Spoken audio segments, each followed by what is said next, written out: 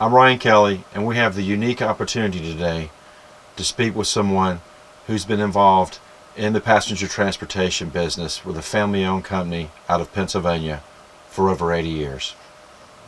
So you started the business around 1941? Mm-hmm. And what town did you start the business? Phillipsburg, New Jersey. Okay. And why did you start the business? Yeah, why start a bus company? Well, my dad's been in the business for a long time, Uh-huh.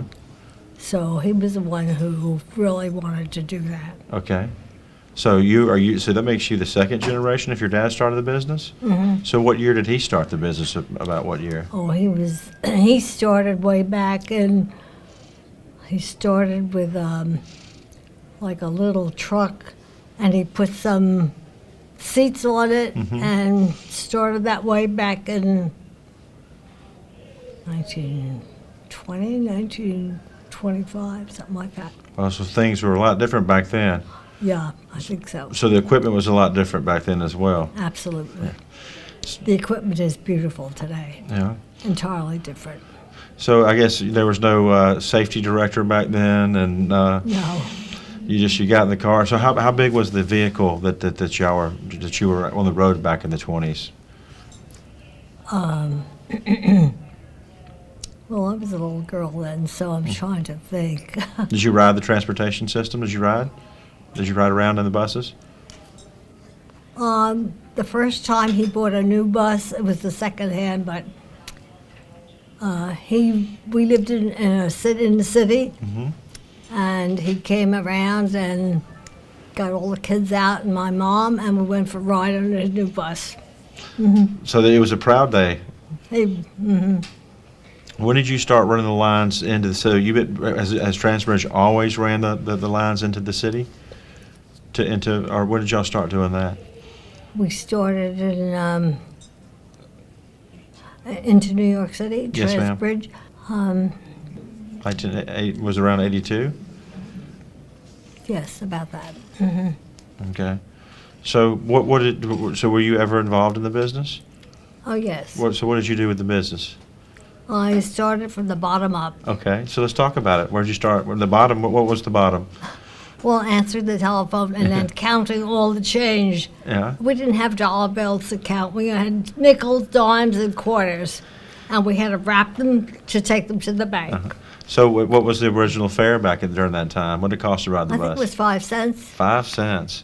Was that one way? Yes, one way. Okay, so so when you went to make the deposits at the bank, you ran around with a bunch of money bags and had change in them, That's huh? I used to carry the heavy bags to the bank. So did they count the money there, all out there in front of you? No, Okay. I didn't. So after you, what position in the company did you do after that? After you were, After that, yes, ma'am. I used the telephone, Okay. and I just did odds and ends. I did a lot of typing. Okay. My father used to dictate to me. I took shorthand, Awesome. and then I started with reports for ICC and PUC, and I got into I learned the payroll then. So let's go back. So was the ICC? How was that a new federal requirement at that point in time? So Yes, in order to buy a bus, you had to apply. You had to make out tariffs to. So let's go back and talk about the ICC. So that was one of the first jobs you had was when the ICC, and that was one of the first times that the federal government started actually regulating the private bus. So you had to file the reports. Right. And they couldn't. You had to, if they weren't right, there's no erasures. They had to be perfect. So, and did the inspector come and review the paperwork, or did you have to send it to him? No, it just sets it out. Okay. So then we got done with doing the ICC paperwork. So what was next in your movement to the top of the heap? And we had to then go into PUC, right? What is that? Pennsylvania. Pennsylvania. Oh, you had to work with them too. So We also had to work with New Jersey because we were in New Jersey first, and then went into Pennsylvania. So you had to go work with both of the state governments and to get licensed to be able to provide line run service. So Transbridge has always been a line run company ever since the days you got started. So you were line runs corner to corner from the beginning. I'll tell you something. At the very beginning, our service was door to door. Wow. I remember stopping to pick up some lady and this lived in that apartment, and it wasn't just straight. If you needed a ride, we picked up. You didn't know that, did you? So how would I call you, or did I? No. I mean, There- as we were driving by. You'd step out and because you needed a ride, so you knew when the bus was coming. Right. So you knew about that time. So if you needed a ride, you'd hop out. Wow. So, and then how long did that last? Oh, that was just. I think it was a courtesy more than anything else. Well, back during that period of time, people would dress up to get on the bus, right? I mean, when people were going. So tell us about the dress during that period of time in the early days. The dress? Yeah, people were dressed in very nice. Oh yes. Your dress code They to get on the never bus. wore jeans, or we called them dungarees at that time. They was for the working men, Suit and tie going in the city. Okay.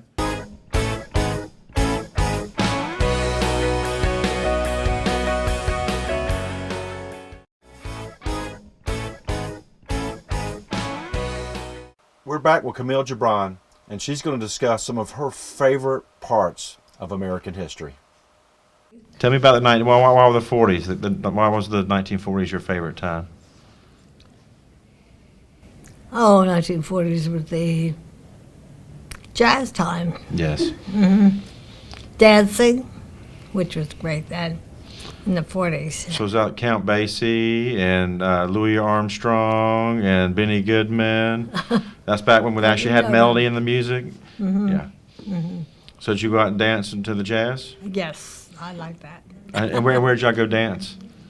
Well, we had places to dance, but there was a special place in New York City called Roseland.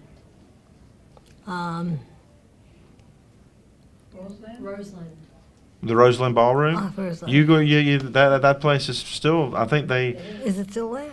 they recently tore it down in the last couple of really? years. But it's still a famous music place, and I know a lot of musicians that Yeah. still play there. Were like thrilled to play there. So you used to go dance at the Roseland Ballroom. That's awesome. Right, my friends and I would take the train, go to New York, and go dancing. It was wonderful. That was a great period of music. So who was your favorite musician during that time period? I don't have one Yeah. special one. But is that why he collects all these guitars? Is that now we Maybe. know? Is that where he gets it from? Well, he took guitar lessons. Jimmy took drum lessons, but he doesn't follow the drums anymore. And Janet took piano lessons. So the three of them had some kind of a, introduction to music. So that's awesome. The 40s, what a beautiful time. What about, how did you dress? Did y'all dress up? When you went down the train, you dressed up? Oh, we dressed up. Yeah. And there was really no TV then. There was all radio, right? So you listened to the radio more than watched TV. The TV really hadn't gotten in the house yet, had it? No. Did you watch TV when it first came out? Yes, there was a neighbor who his family had a TV, so I would go to his mother and father's house, and we'd sit and watch this little box. Did you like TV? Well, I only had it for a little while Yeah. at the neighbor's house, that's all. It was interesting. That was back when it was black and white. You had all these variety shows during that period of time, the early variety shows that came on. Well, when I was growing up, we used to have the radio on and listen to different stories. I would be sitting there doing my homework while my parents would be listening to the radio. And what radio show was on at the time? I'm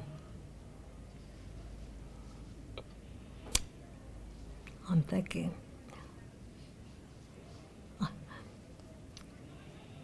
Did you listen to the news? Like, was the news on the radio? Like, the CBS had a news, like, you got your news over the radio back in that time, too. They'd have news spots, right? Like, there was still, that was NBC. News and they had stories, and they had music. What do you do every morning when you get up? Now, Mm-hmm. oh, I have my breakfast, my coffee and cereal, and I read the newspaper every morning. Which newspaper do you read? The Morning Call from Allentown. Okay. So how long have you lived in Allentown? We lived in, we moved there in 62. So what else do you do in the morning? She wants to, there's something you're not telling us that you do in the morning besides read your paper. Oh, I have email, and I look at my Facebook every morning. Do you post on Facebook? So what do you post about on Facebook? What do you like to talk about? I just read what everybody else says. There's a lot of people out there that do that. And that's probably the best way, honestly. So. Yeah.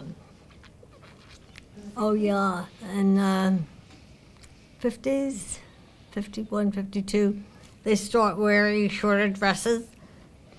And the lock with my friend, we would go out and buy these short dresses. And that was neat then. That was different. Was it controversial? Was it, I don't know if the older women liked it, but that time I was younger. so how old were you in the 50s? Let's see, in the 50s I was, let's see. You were in your 30s. 40. Well, no. In the 50s I was 40, I think, wasn't I? Wow. So you're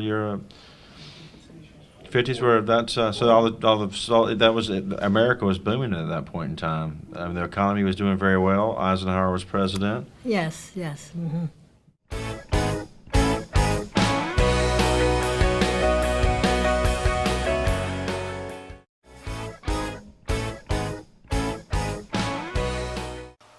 And we're back with Camille JeBran.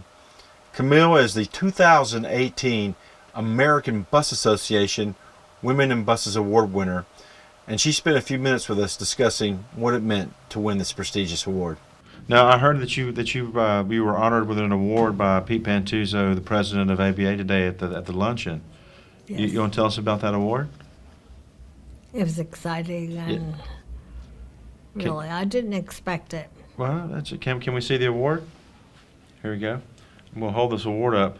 So, tell me about this award. It's the Women in Buses. I'll hold it for you.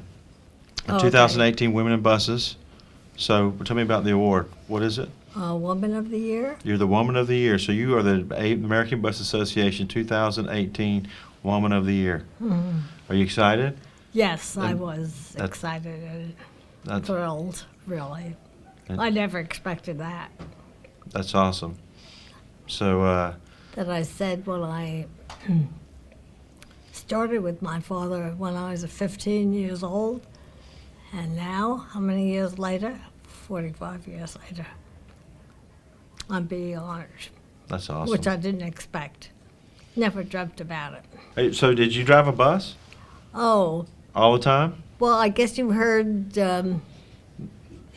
Pete today say that there was a flood in Peaburg, and our office was right near the Delaware River bridge, Mm-hmm. and so our company was flooded. In the office, I guess, was up to half of the desks. But anyhow, we wanted to get our buses out of there. And so I said to my father, I'll drive one of the buses up the hill. He said, no woman's going to drive my bus. Wow.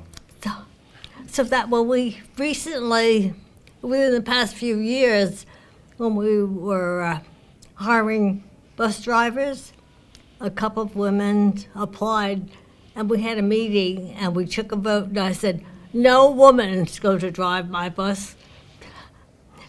Oh, they say. They didn't listen to me. They voted against me and hired some women, so we have women. And I did drive the bus last year, 2 years ago. I did. I drove the bus about a quarter of a mile up around, and I backed it up and I turned it. It was fun, easy too. You give all that But I fun? finally did drive a bus. Yeah, I mean, because you started with your father, and did you have brothers and sisters in the I business? had two brothers, Okay. And then you have how many sons in the business? two, Daughters? one. Okay. And when they were younger, did you make them get out and drive the buses and clean the buses when they were kids? Yes, the two boys did. So is that how they started? When early in the morning they'd go out and make sure those buses were ready to go into the city?